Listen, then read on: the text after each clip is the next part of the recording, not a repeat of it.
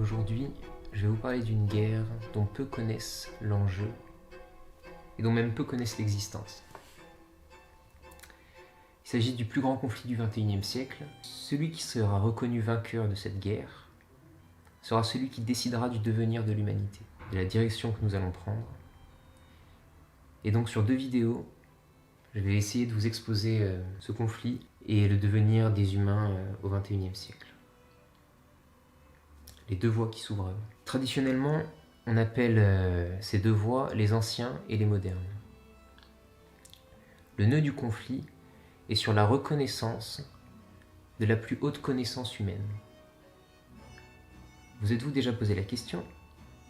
Quelle est la plus haute connaissance des hommes? Aujourd'hui, nous vivons à l'époque moderne. Il est une évidence, et c'est ce qu'on nous enseigne à l'école, que la plus haute connaissance de l'homme s'acquiert par la raison, par l'expérience, et l'étude, etc. C'est une connaissance qui se dit rationnelle. Pour autant, il existe un autre mode de connaissance qui est connu des hommes depuis des temps primordiaux, qui s'appelle l'intuition intellectuelle dans les textes d'Aristote, qui s'appelle le sentiment du cœur dans les pensées de Pascal, qui est une connaissance intuitive, immédiate et suprarationnelle, incarnée par des hommes.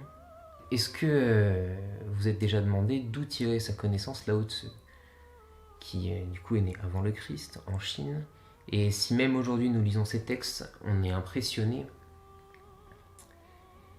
par la pertinence du propos, comme si un message intemporel y était attaché. Le conflit des anciens et des modernes est dans la reconnaissance de cette connaissance.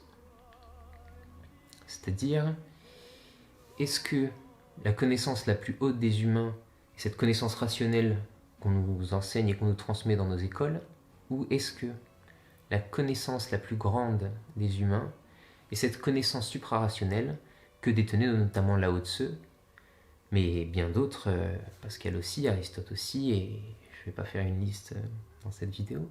À notre époque, cette connaissance par intuition intellectuelle est niée. Plus exactement, elle est ignorée par la plupart des gens.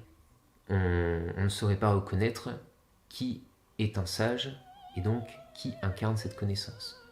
On peut remarquer que les religions qui étaient gardiennes de la reconnaissance de ces sages, donc pour la religion chrétienne on les appelait les saints, pour la religion bouddhiste les Bouddhas, etc., les brahmanes chez les hindous, etc. Et surtout, cette connaissance-là est rabaissée au rang de croyance. On pense que, et je me base sur les œuvres de Yuval Noah Harari, qui est un parfait symptôme du XXIe siècle et surtout un prophète de la pensée moderne, pour dire que toutes ces religions, cette figure du sage, n'est en fait que pure fiction, qu'un récit imaginaire pour unifier les peuples. Et du coup, que la religion n'est que croyance et qu'elle n'est pas connaissance. Or, le message des religions est donc de connaître la vérité métaphysique, et de reconnaître ceux qui détiennent cette connaissance, qui sont les sages, et de permettre à la société de les reconnaître. Cette négation presque absolue des sages et de leur existence, et plus exactement de la reconnaissance de la connaissance métaphysique, s'est faite il y a environ 500 ans, où avec les Lumières notamment, on peut remarquer un total renversement d'une société qui reconnaissait comme plus haute connaissance l'intuition intellectuelle et la connaissance de la vérité métaphysique. Et du coup, après les Lumières, mais c'est bien avant, à partir de Descartes, etc., enfin je dis 500 ans, il y a un renversement qui fait que nous reconnaissons comme la plus haute connaissance la raison, et voilà.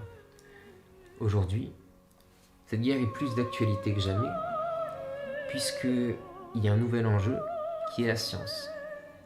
La science, on est tous au courant que ce n'est pas le couteau qui tue, le couteau qui est une technologie ou le pistolet. Ce n'est pas le pistolet qui tue, c'est la personne qui appuie sur la détente. C'est un exemple pour montrer que ce n'est pas la technologie que nous offre la science qui est bonne ou mauvaise, c'est la façon dont l'emploient les hommes. Et la véritable question et le véritable enjeu du XXIe siècle, c'est qu'allons-nous faire de cette puissance qui est la science et qui nous dépasse, qui commence de plus en plus à nous dépasser. On remarque d'ailleurs que si c'est simplement la connaissance rationnelle qui est le plus haut degré de connaissance de l'humanité, alors bientôt les machines seront plus puissantes que les humains sur leur propre terrain. Or, la thèse des anciens est qu'il existe, comme je disais, cette figure du sage, que les machines sont très très loin de pouvoir incarner, car elles n'ont pas la conscience pour avoir une conscience qui s'amplifie par la connaissance de la vérité métaphysique. Donc la question est, comment guider la science dans le futur ? Aujourd'hui, la science est guidée par la raison.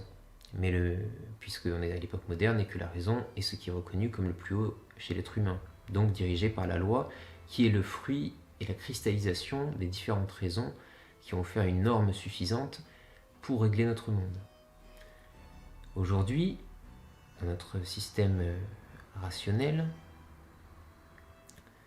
la science est guidée par le bénéfice. C'est le capitalisme qui permet à la science d'avoir des crédits et qui dirige majoritairement la production de nouvelles technologies et qui dirige surtout l'objet que la science doit penser. On peut remarquer qu'aujourd'hui il est à la mode de donner beaucoup d'argent pour essayer de réfléchir à l'immortalité, essayer de réfléchir le transhumanisme, essayer de trouver des vaccins. Les vaccins, c'est essentiel. Mais quel est le point commun entre ces trois choses ?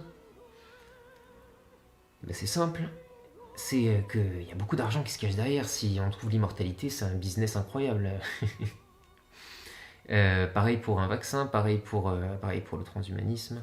Beaucoup d'argent derrière. Et du coup, la science donne tous ses efforts là-dedans.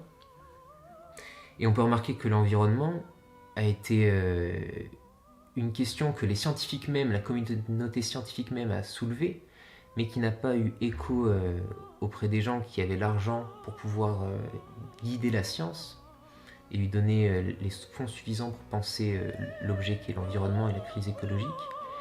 Mais on ne savait pas encore comment rendre l'écologie rentable.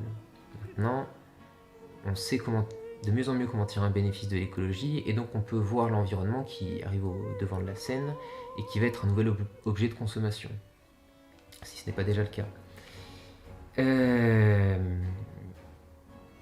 Donc là, comment bien guider la science si le mieux qu'a pu faire la raison, c'est la faire être tenue en laisse par les bénéfices possibles. Et surtout, qu'est-ce que la métaphysique ?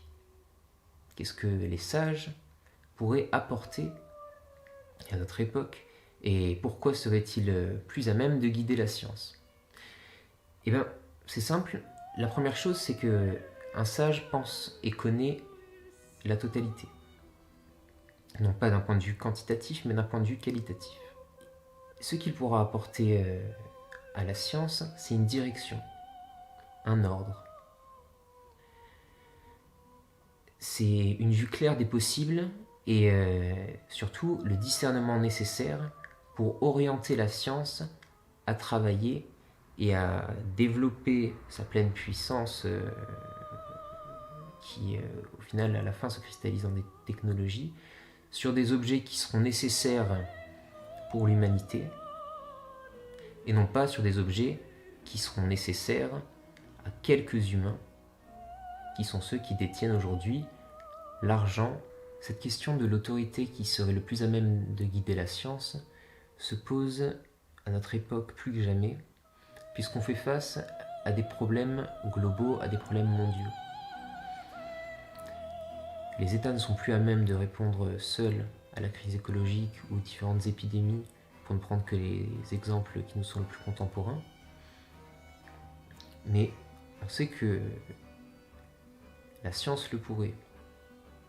Ainsi la question est, dans un monde qui va forcément être unifié, de quelle manière ce monde va s'unifier, et du coup, de celui qui aura réussi à unifier le monde, de quelle manière va-t-il employer la science?